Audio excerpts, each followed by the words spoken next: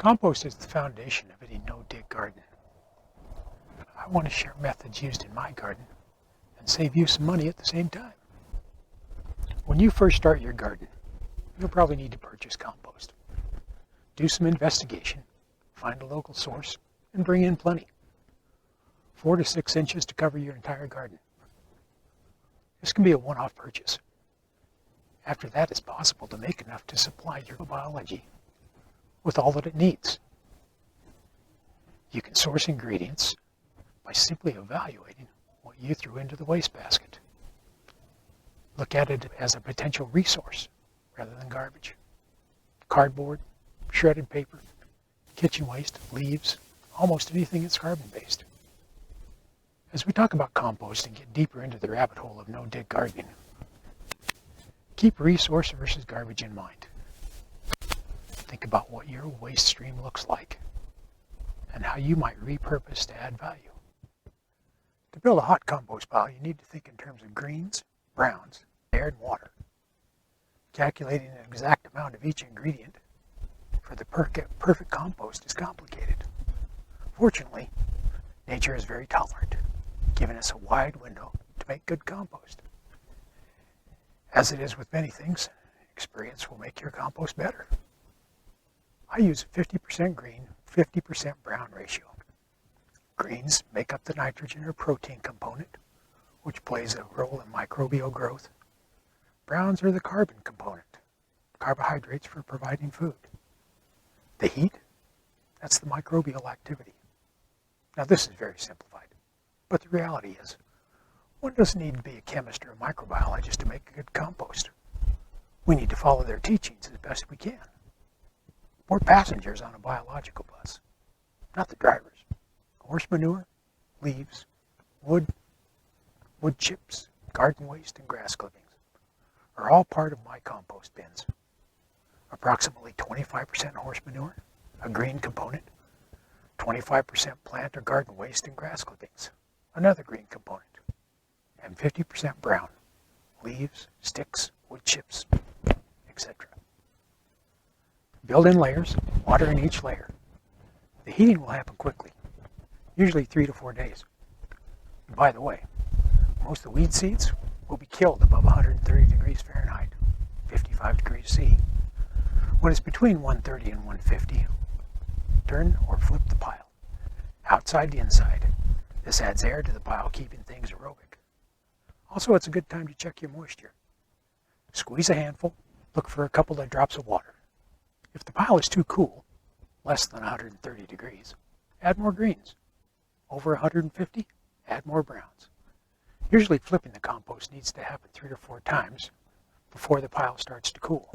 After that, monitor the moisture, depending on the weather. You can just let the pile sit and finish. The entire process can take a year or can be as short as 3 months. It depends on your ingredients and the local conditions. When you can't recognize the initial ingredients, your compost is ready. This is a geobin.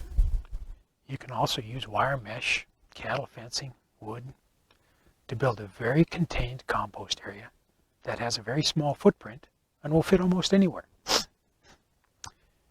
Having a compost bin right in the garden area, where I don't have to haul compost as far, has a time-saving appeal that's worth investigating. It's Tuesday, January 12th. It's about 25 degrees out here, minus 4°C. The bin was started on Saturday, 3 days ago. It's currently up to 65 degrees Fahrenheit, 20 degrees C. So the process is working, even in January. I'll post on Instagram, giving updates if you want to track the progress. You can find a number of methods to hot compost. All you need are 4 ingredients: air, water, green, and brown. When you start, don't stress too much about green and brown ratios. Just split it and add approximately equal amounts. The heat will tell you about the compost. A good compost thermometer is handy to have around. This is one of my worm bins for vermicomposters. This is where my household waste is recycled. Fruits and vegetable scraps, cardboard, shredded paper. This particular unit is called a hungry bin. Ingredients are added to the top. Finished compost comes out the bottom. Vermicompost is quite different from hot compost. There's little to no heat. Worms are among the microbes in the initial carbon breakdown. The compost quantities are much smaller. However, the microbial activity is much larger. You'll find worm compost referred to as black gold on many of the gardening sites.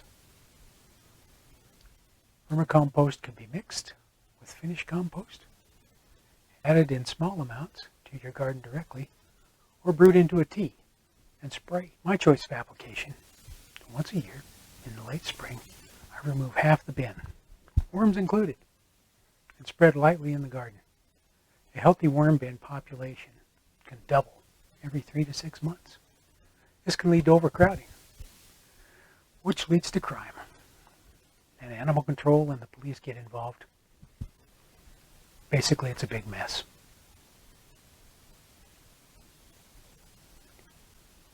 When it comes to vermicompost, make your worms a nice home. Feed them about once a week. Keep it moist, but not soggy. Past that, it's very low maintenance. There are all kinds of worm bins. You can search the internet for DIY methods. There are stackable bins, just about anything you can imagine, from $20 to $500.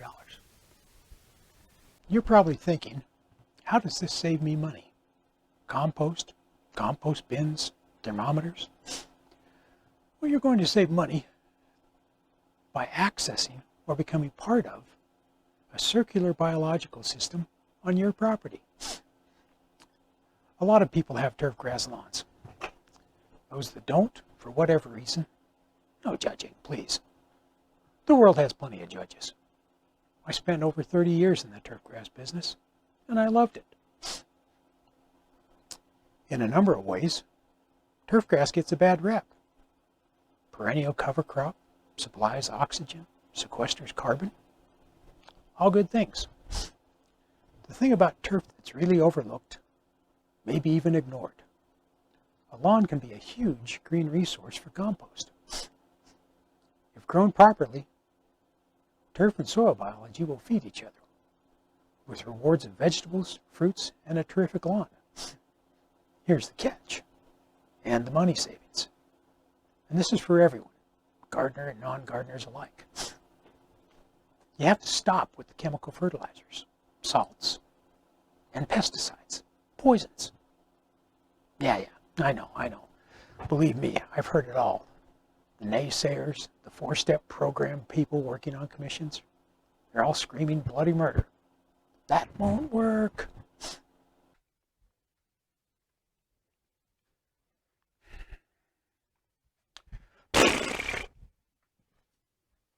Man, I have wanted to do that for a long time. It can work. It will work. And it does work. It's just a more open-minded, intelligent, biological way of looking at things. Partner with your plants and soil biology. Don't try to be the chemical overlord. There's a very well-put comment I heard a while back stating that adding fertilizers and chemicals to your lawn essentially makes your turf grass plants dependent on those products. More pointedly, addicted to those products. In this day and age, that word addicted should get everyone's attention. This doesn't need to happen. Here's a photo of my lawn, taken in 2020. I haven't added any fertilizers or pesticides of any kind for over 6 years. Here's how this lawn is managed as a resource. Clippings are collected all summer for compost until about a month before a typical dormancy. Around here, it's October 1st-ish. Then the clippings are returned to the soil. As the leaves fall from the trees, I collect and spread them over the lawn, chop them up with a lawnmower, collect the excess for compost in a second mowing, and allow the soil biology to feast on the carbon left behind. If you're not a gardener, return the clippings throughout the growing season. Are there weeds? A few. The trade-off for those weeds? Saving hundreds of dollars. on fertilizers, chemicals, and maybe most importantly, water. If you use a lawn care company, talk with them. If they tell you it won't work, hire someone else. Tell them how you want it done, because it does work. If you do your own lawn, well, using this method is simply a way to keep your hard-earned money in your pocket. The point is, you can have a very nice lawn, garden, and compost bin, none of which rely on expensive inputs. Turf clippings and tree leaves become a money-saving resource, rather than another addition to the landfill, simply by facilitating the biological circle. We'll see you next time. If this is useful information, like and subscribe. And above all, leave questions and comments.